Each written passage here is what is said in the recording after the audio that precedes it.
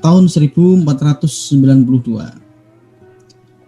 Nah, ini tahun 1491 tercetuslah sebuah fakta ya Granada, sebuah perjanjian damai antara penguasa Granada pada waktu itu, ya, Kesultanan Granada, yaitu Muhammad XII, atau orang-orang Eropa biasanya memanggil dengan sebutan Boabdil, ya, Muhammad, ya, Abi Abdillah. Kalau biasa di literasi Eropa itu menyebutnya dengan Boabdil, atau lidahnya mereka menyebutkan dengan Boabdil. Ini pada bulan November, ya, 25 November 1491, Boabdil menyerah kepada Raja Ferdinand dan Isabella, Ferdinand kedua dan Isabella, ya, dari kerajaan Aragon, Castilla. Kemudian ditandailah beberapa poin atas kesepakatan damai itu. Kira-kira 67 sumber sejarah menyebutkan sekitar 62-67 poin. Namun intinya ya adalah bunyi Fakta Granada. Beberapa poin ini yang bisa kita simpulkan, yang kemudian saya juga dari kitab Akhir Ayam Granada setelah dicuplik oleh Dr. Fatih Zagreb. Yang pertama, Raja Ferdinand harus menjamin keamanan kaum muslimin negeri mereka, perempuan mereka, anak-anak dan ternak mereka. Ini beberapa poinnya. Yang kedua, ya, Raja Ferdinand tidak boleh memaksa untuk membayar upeti kecuali hanya zakat dan 1/10 bagi yang ingin tetap tinggal di Granada. 3, barang siapa yang ingin keluar dari Granada, ya, rakyat dari Granada, dipersilahkan menjual hartanya, ya.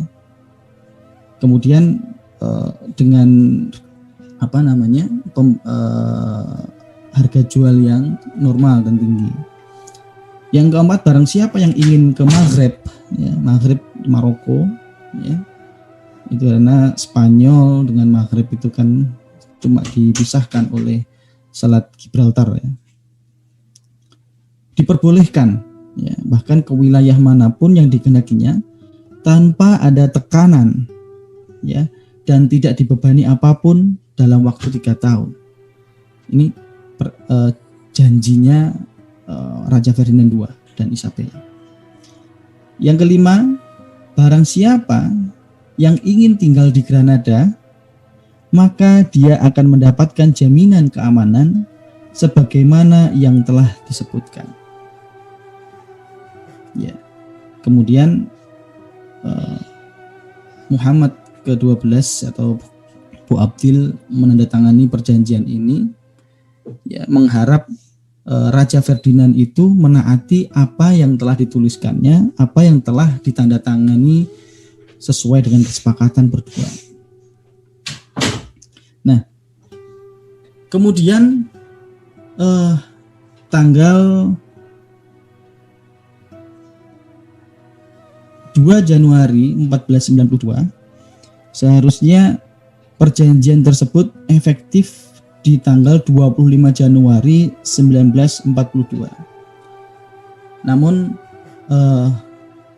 Boabdil itu mempercepat, ya, penyerahan kunci atau kepergiannya dia, penyerahan Granada kepada Ferdinand, kepada kerajaan Kristen Aragon dan Castilla. Boabdil tidak mau, ya, dipersalahkan, atau karena, ya, kaum muslimin pada saat itu, orang-orang Granada sebenarnya itu siap berjihad mati.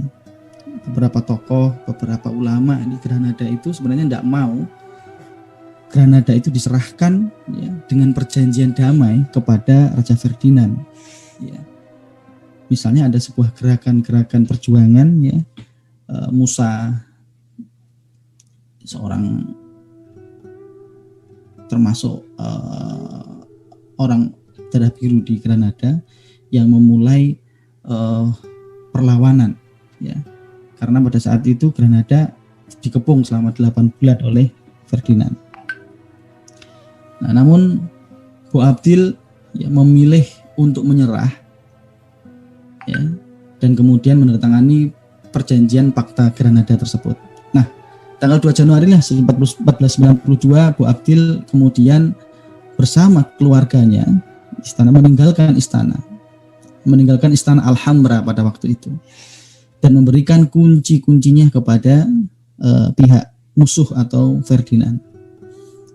Nah, Boabdil bersama ibu, bersama keluarga dekatnya kemudian keluar dari istana melalui pintu belakang. Ini pintu belakangnya Alhambra ya, yang di gambar bawah itu di sebuah pintu tersebut. Ini menurut sejarawan atau menurut guide ya, yang dulu kami pernah ke Alhambra itu ditunjukkan. Inilah pintu di mana Sultan Boabdil itu keluar bersama keluarganya. Ya. Kemudian di belakangnya itu, di belakang pintu ini ada sebuah bukit ya, yang dimana rombongan tersebut melewatinya, dan Muhammad XII atau Raja Boabdil ini memandang untuk terakhir kalinya istana Alhambra sambil meneteskan air mata. Kemudian ibunya yaitu Aisyah Ibnu Alhambra,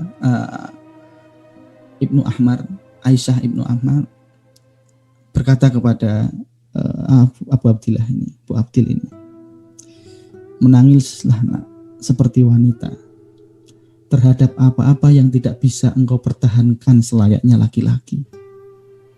Ini perkataan ibundanya yaitu Aisyah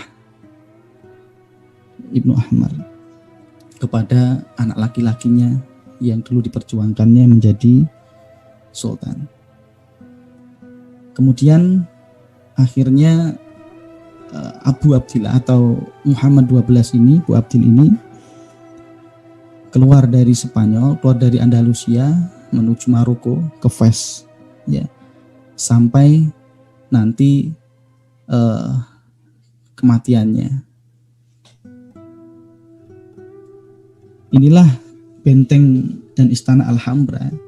Secara ini kompleknya sangat luas sekali istana Alhambra itu, yang ditinggalkan oleh sultan terakhirnya Muhammad XII yang diserahkan kepada Ferdinand II dan istrinya Isabella. Jadi sebenarnya kalau misalnya ya mereka itu bisa bertahan, itu sistem pertahanan di Alhambra itu luar biasa kuat ya, bentengnya ya, kemudian letaknya memang di pegunungan, artinya jalan untuk masuk ke istana Alhambra, benteng Alhambra ini cuma satu sebenarnya keluar masuknya, artinya itu memperkuat posisi pertahanannya ya, dimana kalau misalnya ya bisa bertahan itu ya untuk melawan Kristen itu bisa bertahan lebih lama seperti itu. Namun keputusan Boabdil menyerahkan semuanya ya ke tangan kaum Kristen karena ketakutan akan kematiannya. Nah, sejak tahun 1492 kemudian Granada dan seluruh ya wilayah Andalusia, bahkan seluruh Spanyol ya mayoritas dikuasai oleh Ferdinand II dan Isabella dan Ratu Isabella, yaitu penguasa Aragon dan Castilla.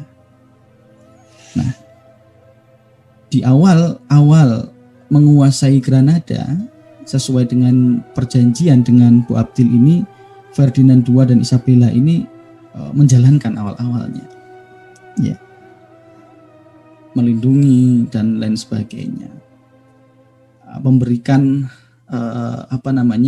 seolah-olah bahwa Ferdinand ini penguasa yang baik, ya, bahkan dicukupi kebutuhannya dan lain sebagainya, untuk mengambil hati agar kaum muslimin ini bisa masuk ke dalam Kristen itu secara baik, secara damai, baik-baik dan sebagainya.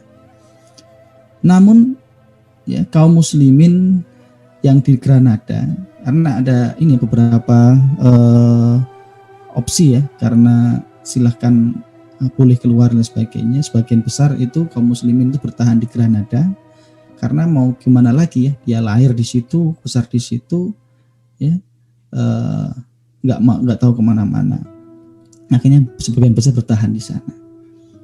Nah, karena melihat keteguhan iman kaum muslimin di Granada, membuat Ferdinand II dan Isabella ini tidak bisa menunggu lama. Ya. Akhirnya kristenisasi secara paksa dilakukan di Granada. Kaum muslimin dipaksa menjadi Nasrani, atau ini disebut dengan konverso, dan bahasa mereka menyebutnya itu al-majan bagi orang-orang muslim dan Yahudi yang berubah atau kepada Kristen, Nasrani, ya, atau pergi dari Spanyol, ya, pilihannya itu masuk Kristen atau pergi atau diusir, ya, dari Spanyol. Nah, kemudian untuk melancarkan proyek kristenisasi di Granada dan seluruh Spanyol itu kemudian membuat sebuah undang-undang, ya. Yang pertama, melarang adanya azan. Bukan hanya melarang, menara-menara azan itu diganti dengan menara-menara lonceng, ya, yang dimana sudah tidak berbunyi, dilarang berazan di sana. Yang ada itu adalah suara-suara lonceng misa. Ya. Masjid-masjid berubah menjadi gereja. Ya. Yang dulunya tempelan-tempelan kaligrafi sekarang berubah menjadi tempelan-tempelan salib. Dan banyak sekali, ya, masjid-masjid saat itu di Spanyol, ya, yang berubah menjadi gereja. Ratusan, karena bisa dipastikan bahwa gereja-gereja tua yang ada di Spanyol itu dulunya masjid, hampir semuanya, ya. Ini bisa dicek di playlist di Ngaji Subuh, ya, pernah kita bahas, ya, bagaimana masjid-masjid, ya, yang berubah menjadi gereja di Eropa, terutama di Spanyol dan Yunani. Ya, banyak sekali, termasuk juga Masjid Cordoba yang dulunya itu masjid terbesar, ya, di dunia, yang kemudian ya hanya Haramain lah, ya, yang menjadi saingannya, artinya keindahan dan keluasannya. Namun sekarang Masjid Cordoba juga menjadi katedral dan museum. Kemudian yang kedua, dilarang berbicara menggunakan bahasa Arab, ya. Karena menurut mereka bahasa Arab ini harus dihilangkan karena penyebab dari kelangsungan peradaban Islam itu adalah bahasa Arabnya ini. Ferdinand menggunakan larangan, ya, kemudian wajib menggunakan dalam berkomunikasi, baik tulis maupun mulut, oral, itu menggunakan bahasa Kastila. Ya. Kaum muslim masih tetap bertahan, yaitu dengan berkomunikasi bagaimana supaya bahasa Arab ini tetap bisa berjalan, tapi semuanya dilarang. Kemudian terciptalah satu aksara baru, yaitu bahasanya itu bahasa Kastila, ya, menggunakan aksara Arab ada, kemudian masih tetap ditulisnya. Yang ketiga, dilarang mandi. Ya. Kalau ada orang penduduk Granada yang sering mandi, yang sering ke kamar mandi, bahkan pagi-pagi mandi, bisa dipastikan dia akan terciduk, ya, diciduk, ditangkap. Kenapa? Karena kebiasaan orang-orang Nasrani itu memang nggak mandi. Kebiasaan mandi itu adalah kebiasaannya kaum muslimin. Maka jika ada yang mandi atau sering ke kamar mandi, mengambil wudhu dan lain sebagainya, dipastikan bahwa dia masih menjalankan Islamnya. Maka barang siapa yang sering-sering mandi, itu ditangkap. Bahkan pemandian umum pada saat itu yang banyak dibangun di Granada, ada sekitar 300 pemandian umum, itu dihancurkan oleh Raja Ferdinand, ya, supaya kaum muslimin, supaya nggak ada lagi yang bisa mandi, karena biasaannya orang Kristen itu nggak mandi pada waktu itu, ya. Yang berikutnya, dilarang berpakaian Arab, dilarang menggunakan jilbab, dilarang menggunakan identitas yang dia itu bisa menandakan bahwa dia itu masih Islam atau orang Arab. Ya, kok dejavu ya? Ini larangan. Siapa yang menggunakan kerudung ataupun apapun yang langsung ditangkap. Kemudian memusnahkan mushaf dan kitab-kitab para ulama pada waktu itu. Ya.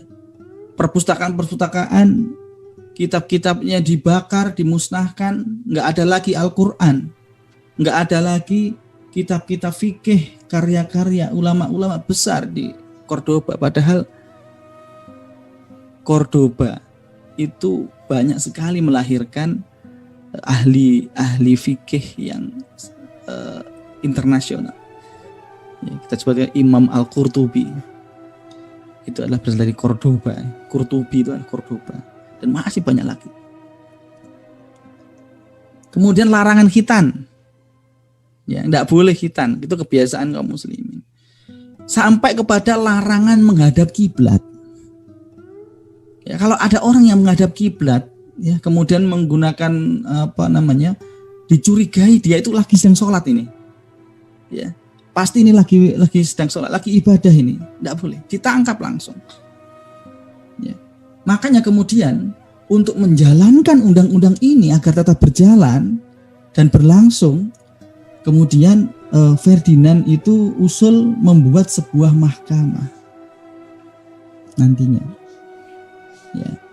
Nah, ini sebuah gambar, sebuah lukisan yang menggambarkan tentang konverso pada saat itu. Yaitu dibaptis, ya, pemaksaan kristenisasi, orang-orang menjadi dari muslim ke Kristen. Ya, kaum muslimin, ya, hati mereka terbakar api, air mata mereka mengalir laksana hujan. Mereka melihat putra-putri mereka menyembah salib dan bersujud pada patung-patung. Mereka memakan babi dan bangkai, meminum khamr. Mereka tak mampu mencegahnya. Mereka tak mampu melarang ataupun memerintahkan anak-anak mereka menjauhi itu semua. Karena pasti akan mendapatkan siksa yang amat pedih. Ya. Bisa dibayangkan, ya, seorang orang tua yang kemudian melihat anak-anaknya itu sudah nggak bisa baca Al-Quran. Kebiasaannya itu sudah, karena di dalam rumah itu sudah dilarang kebiasaan-kebiasaan Islami. Kemudian akhirnya dia sejak umur 7 tahun anak-anak kaum muslimin itu dibawa ke gereja. Ya. Hilanglah sudah memori-memori, ya, keluarga Islam pada waktu itu. generasi Islam telah hilang sejak saat itu. Ya, betapa pedih kalau kita membayangkan ya, seorang orang tua yang pengen anaknya nanti menjadi surganya ya, akan tetapi melihat anak-anaknya itu sudah berubah menjadi Kristen ya, kemudian menghalalkan apa yang diharamkan oleh Allah, bahkan kebudayaannya itu kebudayaan Kristen ya. Dibentuklah sebelumnya itu ada ya, karena Granada ini kan wilayah yang paling akhir ditaklukkan oleh Raja Ferdinand. Sebelumnya sudah terbentuk yang namanya Mahkamah Inkuisisi. Ya, ini didirikan oleh orang-orang Kristen, terutama Ferdinand itu atas seizin Paus pada waktu itu. Untuk apa? Yaitu untuk mengadili atau memeriksa atau mengidentifikasi orang-orang yang diduga itu dia masuk Kristen tapi cuma luarnya saja. Luarnya Kristen tapi sebenarnya dia itu masih Islam. Luarnya Kristen tapi dalamnya itu masih Yahudi. Ya. Nah, mahkamah inilah yang berfungsi untuk itu. Jadi kalau misalnya ada orang-orang yang suka mandi ditangkap, diajukan di Mahkamah Inkuisisi ini. Orang-orang yang masih khitan, orang-orang yang masih menghadap kiblat dan lain sebagainya ditangkap, ya. Kemudian untuk apa? Untuk disidang, ya, untuk disiksa, ya, agar dia itu masih mengakui atau mau menjalankan secara kafah Kristennya atau disiksa sampai mati. Ya. Nah, kemudian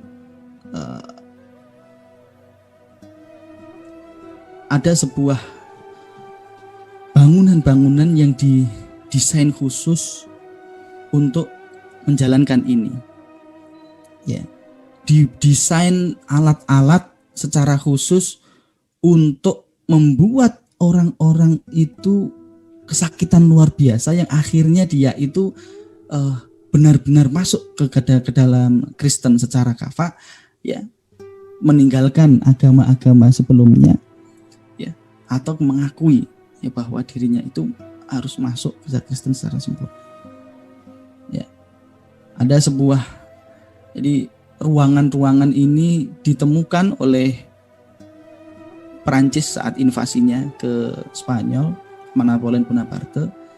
Ya, ada banyak sekali ruangan-ruangan bawah tanah yang menjadi tempat untuk penyiksaan, ya, bagi kaum muslimin, ya, yang masih terindikasi menjadi heretik, ya, atau orang-orang yang pura-pura masuk Kristen. Contohnya ini ya, Spanish Stickler, ya, ini sebenarnya berbentuk garpu gitu, ya, yang digunakan untuk menyiksa. Ya, dia ditancapkan di dadanya, kemudian ditarik, ya, supaya tulang-tulangnya itu lepas. Ya, kemudian dia mau menyerah. Dan masih banyak lagi alat-alat di Mahkamah Inkuisisi ini yang saat ini ada museumnya di sana, itu yang didesain untuk menyiksa kaum muslimin. Contohnya ini, Iron Maiden misalnya. Jadi sebuah patung yang di dalamnya itu bisa masuk seorang yang disiksa, yang di dalamnya itu ada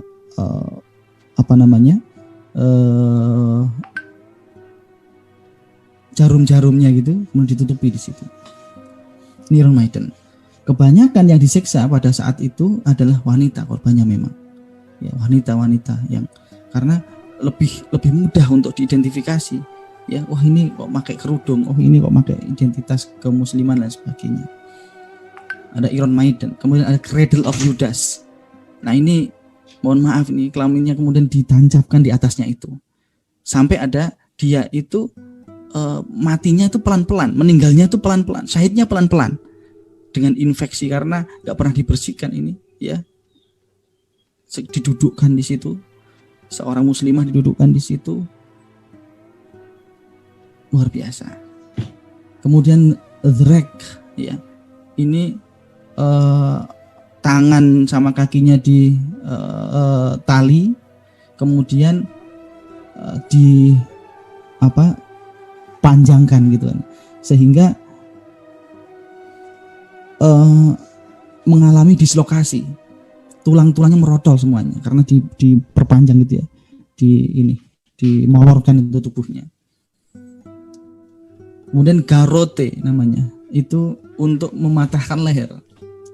Kemudian pearl of Enquist, ini yang kemudian dimasukkan ke dalam, maaf ya, organnya seorang perempuan, kemudian di dalamnya itu kemudian alat ini mekar sehingga organ di dalamnya itu rusak. Ya. Dan masih banyak yang lain. Ya. Ya.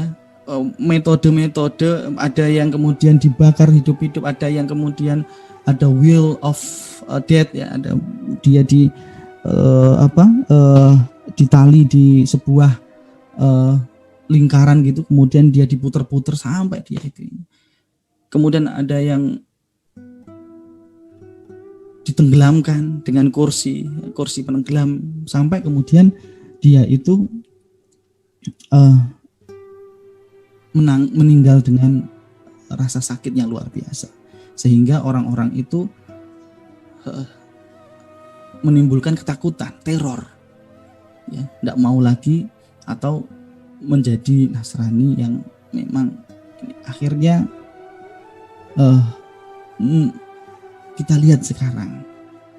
Ya, kalau kita mungkin melihat Spanyol itu jarak hampir kalau sekarang mungkin agak sedikit ada banyak ya dari pendatang ya, imigran gitu dari India, dari Pakistan sebagainya yang Muslim di Spanyol, tapi itu sangat sedikit sekali karena juga baru aja peraturan larangan Islam itu ditandatangani. Jadi memang Spanyol itu sangat Islamofobia, anti-Islam, ya seperti itu. Nah, betapa luar biasanya penderitaan kaum muslimin pada saat itu. Kenapa kok sampai demikian? Kenapa itu bisa terjadi?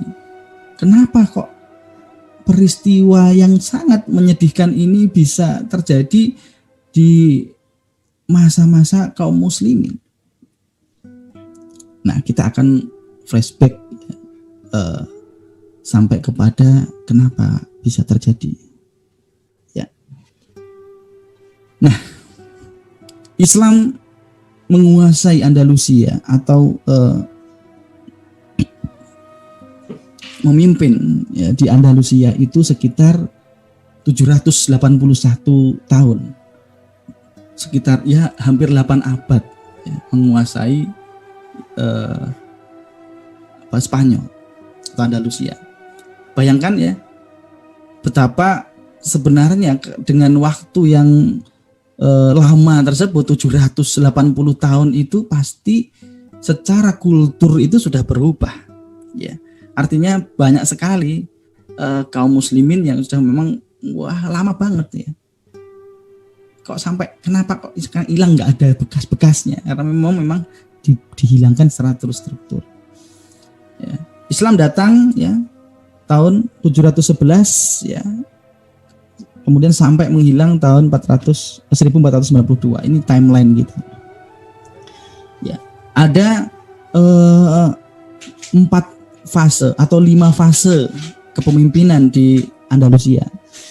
Yang pertama fase wulat, ya, fase wali-wali di bawah kekhalifahan Umayyah ya. Kemudian fase Umayyah di mana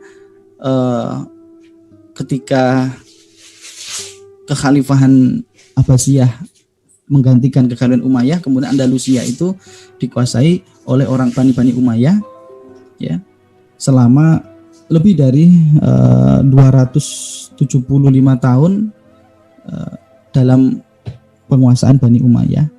Kemudian setelah itu hancur ya, berkeping-keping menjadi kerajaan-kerajaan kecil ya, di fase muluk at-tawaf ya. Kemudian ada di masa itu gerakan atau mengembalikan, menyatukan kembali, yaitu di mana fase Murabitun dan Muwahhidun, yang kemudian yang terakhir fase Bani Ahmar, yaitu fase Granada. Nah, kita akan mungkin membicarakan yang penting-penting di masa fase-fase tersebut. Ya,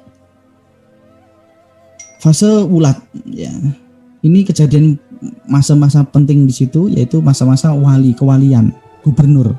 Yaitu jadi setelah ditaklukkan oleh Tharik bin Ziyad, Andalusia itu menjadi bagian atau kegubernuran atau kewalian dari kekhilafahan Umayyah, ya, yang pada saat itu berpusat di Damaskus.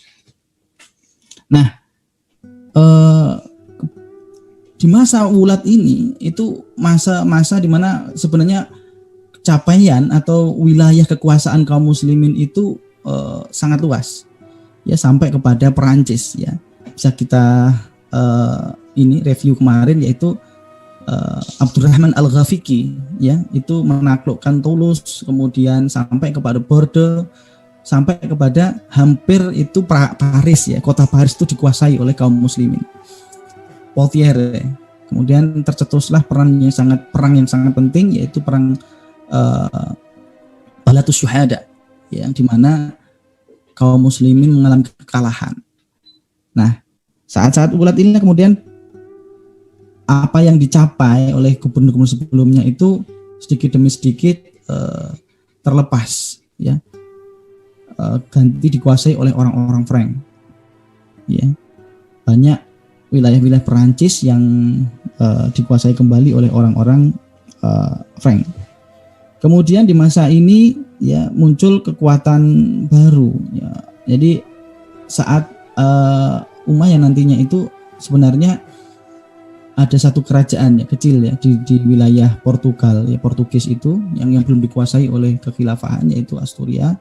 Kemudian menjadi beberapa di akhir-akhir kewalian itu ada muncul kerajaan, yaitu kerajaan Leon, ya, baru Kristen. Jadi ada totalnya itu 2 atau 3 kerajaan Kristen pada waktu itu, yang kecil-kecil, ya, masih kecil-kecil di pojok-pojokan atas. Nah, ada keterpurukan kaum muslimin di saat akhir-akhir fase ini, yaitu fase di mana kaum muslimin itu terjangkit rasisme atau kefanatikan suku dan rasnya. Jadi ada beberapa macam tinggal di situ, adalah ras, ya, dari suku Barbar, suku Arab, dan suku-suku yang campuran, ya. Ada orang lokal di situ, orang Spanyol nikah dengan orang Arab, kemudian ada baru itu nanti sebutannya kan Muris. Nah, pada saat itu kaum muslimin di akhir-akhir itu terpecah belah. Yang orang Arab itu terpecah belah, yang orang antara kamu orang Hijaz atau orang Yaman, ya. Kemudian itu pun juga terpecah belah dengan orang Berber, ya. Orang Berber itu sukunya Tharik bin Ziyad, ya, yang mendiami pasukan awalnya penakluk Spanyol, yaitu pasukan Tharik bin Ziyad, ya, Afrika Utara, ya. Itu terpecah, ya. Nah, inilah kemudian udah berkeping-keping, ya, saling bermusuhan, sebenarnya saling menyerang. Kemudian terbagi menjadi berbagai kelompok yang saling menyerang dan memberontak. Kemudian akhirnya muncul, ya, pemikiran Khawarij pada saat itu di Syam itu muncul, ya, nular juga di Andalusia. Nah, kemudian di masa akhir Wulat ini jatuh, ya, Khilafah Umayyah, kemudian berdirinya Khilafah Abbasiyah. Nah, keturunan Umayyah yang terakhir itu, yaitu ketika Umayyah jatuh, yaitu Abdurrahman Ad-Dakhil atau Abdurrahman yang menjadi pangeran, ya, itu berhasil lolos, kemudian menyeberang ke Andalusia. Nah, kemudian melakukan konsolidasi. Abdurrahman Ad-Dakhil ini, ya, sebelum masuk ke Spanyol dia membawa seorang budak yang namanya Badr, ya. kamu nyebrang dulu ke Andalusia, apa yang kamu lihat di sana. Kemudian Badr anak buahnya atau budaknya Abdurrahman Ad-Dakhili memberikan respon, di sana ada pertumpahan darah, perpecahan dan sebagainya yang maka harus diselesaikan. Kemudian datanglah menyeberang Abdurrahman Ad-Dakhil, melakukan konsolidasi orang-orang yang masih loyal dengan Umayyah, kemudian dikumpulkan. Nah, kemudian terbentuklah sebuah keamiran baru di sana, yaitu masuk kepada keamiran Umayyah.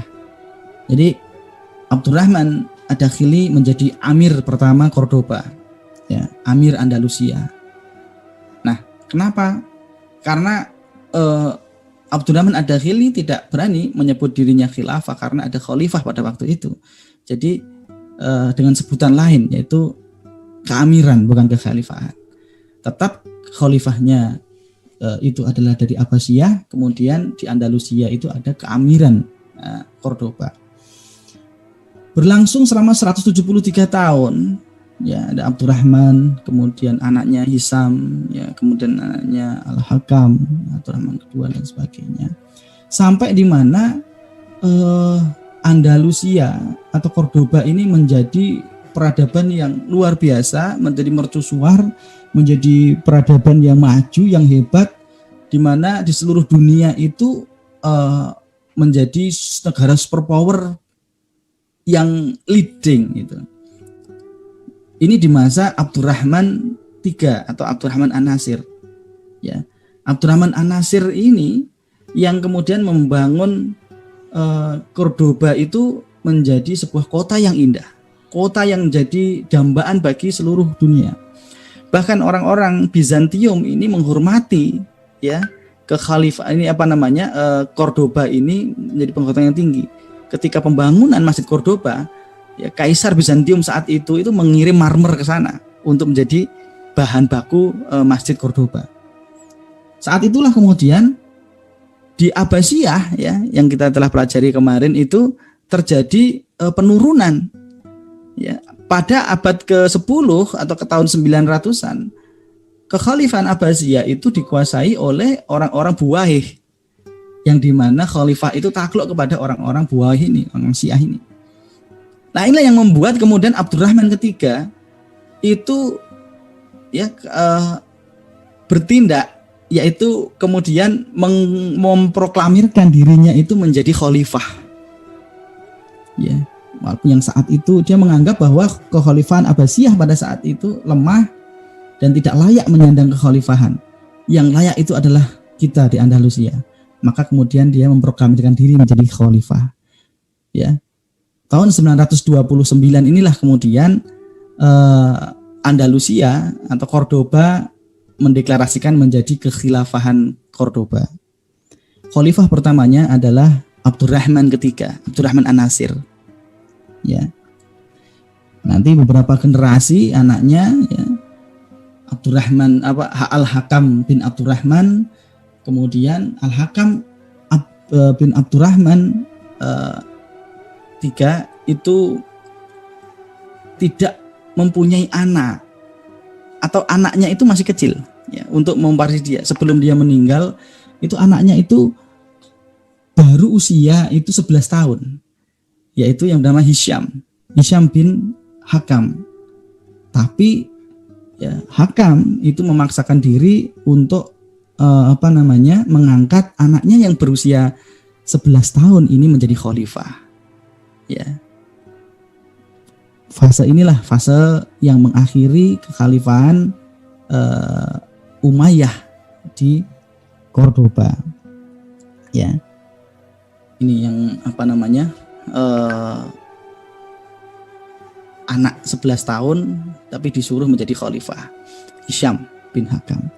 Nah, Hisham bin Hakam ini kemudian akhirnya diwakili pemerintahannya oleh seorang hijabah. Ya, artinya hijabah itu perdana menteri atau orang yang memang hajib, ya.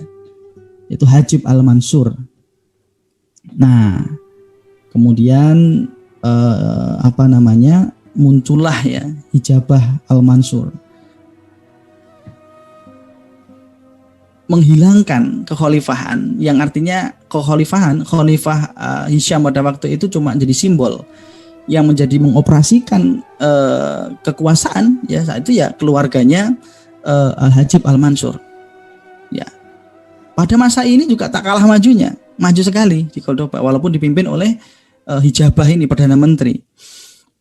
Ya. Anaknya nanti Muzaffar itu jadi penggantinya Al-Mansur ya. Pernah kita mendengar kisahnya ya Al-Hajib Al-Mansur ini, Hajib Al-Mansur ketika kisahnya itu membantu muslimah ya.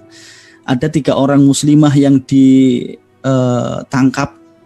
oleh orang salib, oleh Kristen kerajaan Navarre. Padahal kerajaan Navarre ini bayar jizyah kepada kekhilafahan. Nah, ini sebuah penghinaan katanya Al-Hajib Al-Mansur. Kemudian dikirimlah pasukan ya yang banyak itu untuk menyerang kerajaan Navarre demi menyelamatkan 3 orang muslimah yang ditangkap tahan di sebuah gereja. Diseranglah Navarre. Ya itu.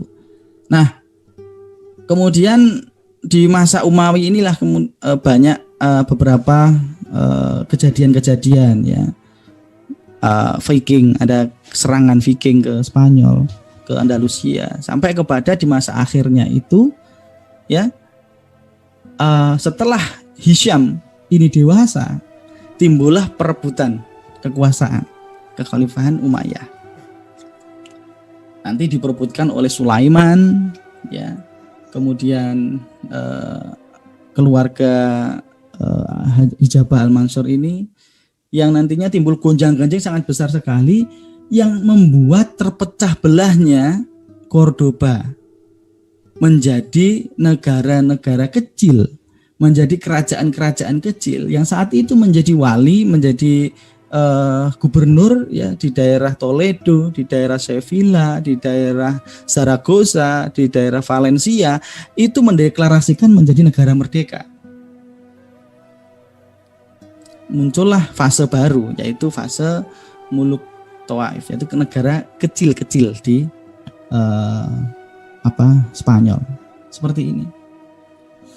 Ini peta Umayyah ya, kekhilafahan Umayyah ya.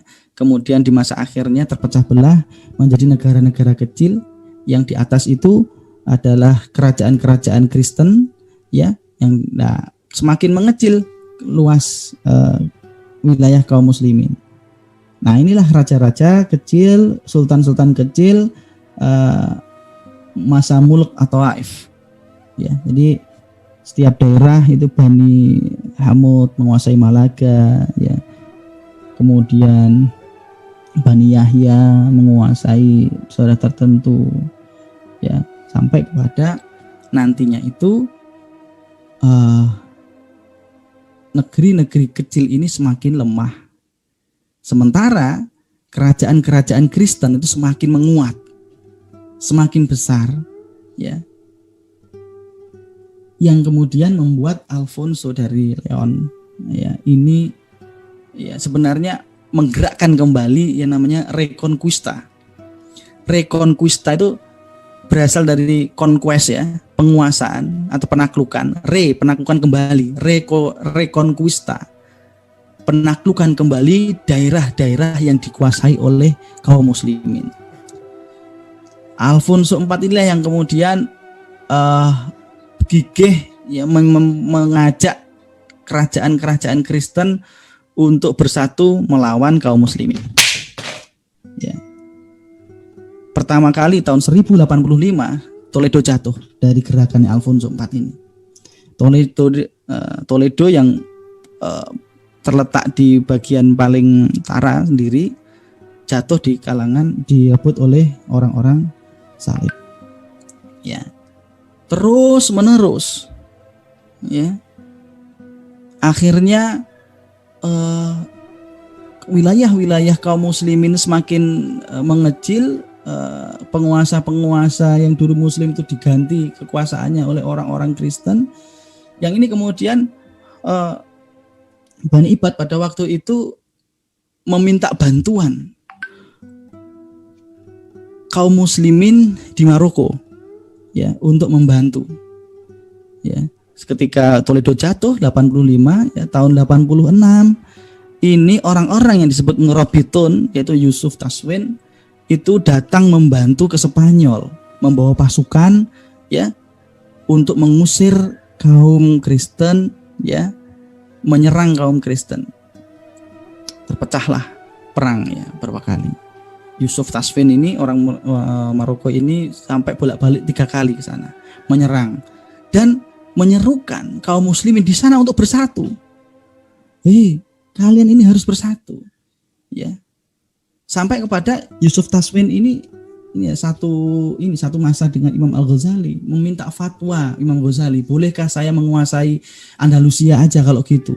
Daripada bantu nyerang kemudian akhirnya mereka berpecah belah lagi, tidak mau untuk bersatu, bolehlah saya jadi penguasa di sana. Akhirnya dibolehkan oleh Imam Al-Ghazali. Ya, kemudian muncul fase berikutnya, fase Murabitun, yaitu gerakannya Yusuf Taswin ini untuk menyatukan kembali kaum muslimin di Andalusia dan melawan pasukan salib. Ya. Ini terjadi sekitar 200 tahun ya. Fase Murabitun, kemudian Murabitun hancur, diganti oleh berikutnya yaitu nanti Tumat, Ibnu Tumat ini yang memimpin gerakan Muwahhidun ya. Bergantilah kemudian Muwahhidun masanya. Nah, di masa Muwahhidun inilah semakin kekuasaan kaum muslimin semakin mengecil. Ya, Cordoba jatuh. Ya. Ini perang yang sangat terkenal yang membuat titik balik kaum salib itu semakin berkuasa di Andalusia, semakin mereka percaya diri melawan kaum muslimin, yaitu perang Al-Iqab atau Battle of Las Navas de Tolosa. Mereka sangat membanggakan perang ini. Bahkan beberapa monumen didirikan khusus ya untuk memperingati perang ini. Perang perdana, perang yang paling besar yang bisa mengalahkan kaum muslimin. Kaum muslimin jatuh banyak sekali korbannya. Ya. Cordoba akhirnya dikuasai oleh kaum salib. Ya. Nah, setelah Cordoba kemudian Sevilla.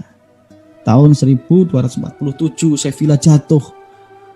Kota-kota lain jatuh, tinggallah ya wilayah yang paling selatan ini yaitu Granada. Nah, inilah fase-fase yang dimana yang hijau ini kaum muslimin ya itu semakin mengecil. Terakhir adalah wilayahnya itu cuma menyisakan Granada saja. Nah, ini ya bisa membayangkan kalau dulu itu semuanya itu dikuasai kaum muslimin, karena keterpecah belahannya kemudian tinggal Granada aja, tinggal yang paling pojok bawah itu Granada. Semuanya sudah dikuasai oleh kaum Kristen, ya Castilla dan Aragon. Ya, dua kerajaan besar ini kemudian disatukan, ya dengan pernikahan, yaitu Ferdinand II dan Isabella. Mereka tambah kuat. Ya, Castilla sama Aragon ini bersatu menjadi kekuatan mayoritas di Spanyol. Nah, kita langsung ke Granada di fase akhirnya. Jadi pada dekade terakhir ekstensinya negara Kesultanan Granada ini ya dihiasi oleh dekandensi yang parah ya, perekonomiannya anjlok ya, compang-camping, ditambah para sultan mereka diadu domba dan saling berebut kekuasaan. Ya. Tercetuslah yang namanya Sultan ke-23 yaitu ya, Ali Abu Hasan yang berkuasa tahun 1481 Masehi. Nah, itu Ali Abu Hasan ini mempunyai seorang istri yaitu Aisyah ya, dan seorang anak darinya yaitu Muhammad ke-12 yaitu Abu Abdillah itu ya. Nah, Ali Abu Hasan ini jatuh cinta kepada seorang perempuan Spanyol ya, yang membuat kegoncangan di Granada. Aisyah ini marah, istrinya, yang kemudian nanti itu Abu Abdillah pasti terganggu nanti kekuasaannya gitu. Ya, kemudian membuat sebuah gerakan, ya gerakan perang sipil di situ yang kemudian menurunkan Ali Abu Hasan itu dari sultan. Berhasil gerakannya, naiklah kemudian Muhammad ke-12. Tapi sebelumnya Ali Abu Hasan ini mewarisi Granada itu dalam keadaan yang memang terpecah. Jadi bapaknya dia ya itu ketika saat Al-Musta'in ini wafat itu mempunyai 2 anak, Ali Abu Hasan dan Muhammad Al-Zagal. Nah, terpilihlah sultannya itu Ali Abu Hasan. Nah, Muhammad Al-Zagal ini nggak terima ya saudaranya jadi sultan. Akhirnya meminta bantuan kepada Ferdinand dan Isabella ini agar dirinya itu bisa menjadi Sultan Granada. Nah, pada waktu itu Ferdinand sama Isabella baru menikah. Setelah pesta pernikahan itu Al-Zagal menghadapnya dia, meminta membantu untuk berkuasa di Granada. Akhirnya permintaannya itu dipenuhi, yang kemudian membuat Granada terpecah. Yaitu Granada nanti Muhammad Zagal ini menguasai Malaga dan sekitarnya, ya. Ali Abu Hasan di pusat kotanya yaitu di Granada. Nah, kembali lagi kepada tadi. Nah, Muhammad ke-12 anaknya Ali Abu Hasan ini berkuasa. Nah, nanti Ali Abu Hasan ini ya mendongkel lagi. Bapak sama anak ini rebutan jadi sultan. Ya. Yang inilah yang kemudian membuat menjadi Granada itu sangat rapuh sekali. Ya. Nah, mendengar seperti ini, ya Ferdinand dan Isabella sangat senang sekali. Ya. Kemudian memberikan bantuan kepada Abu Abdillah. Kamu tak bantu, ya, tapi nanti jadi penguasa lagi di Granada, ya, dengan dukungan kita. Ya, dikasihlah pasukan, ya, untuk merebut kembali tahtanya di Granada. Jadi luar biasa, ya, mereka sudah minta bantuan orang musuh-musuhnya sendiri, ya. Nah, ketika Abu Abdillah atau Bu Abdil atau Muhammad 12 ini berhasil menyingkirkan ayahnya, ya, dia berkuasa kembali menjadi Sultan Granada. Ferdinand dan Isabella ini menyerang Al-Zagal, wilayahnya Zagal, ya, Muhammad Zagal tadi. Malaga diserang dan Muhammad 12 ini tidak bisa apa-apain, membiarkan, ya, daerahnya Granada itu dikuasai sedikit demi sedikit oleh Ferdinand. Ya. Akhirnya seperti ini. Ya. Akhirnya Granada wilayahnya menyisakan di kotanya saja yang hijau itu, ya. Nah, itu pun nanti oleh Ferdinand dikepung, ya, sampai kisah yang awal tadi saya ceritakan. Abu Abdillah itu menyerah, ya.